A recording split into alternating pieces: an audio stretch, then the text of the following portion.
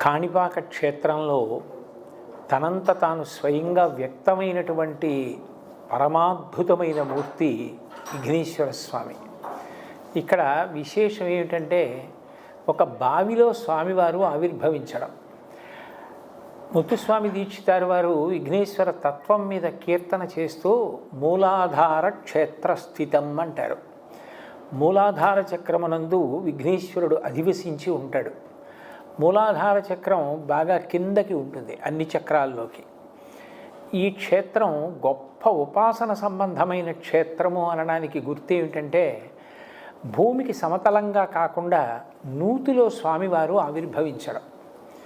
నిజానికి ఆవిర్భవిస్తూనే ఆయన శరీర వైకల్యం కలిగినటువంటి వారిని అనుగ్రహించి వరప్రదాతగా ఆయన ఆవిర్భవించారు. ఆనాటి నుంచి ఈనాటి వరకు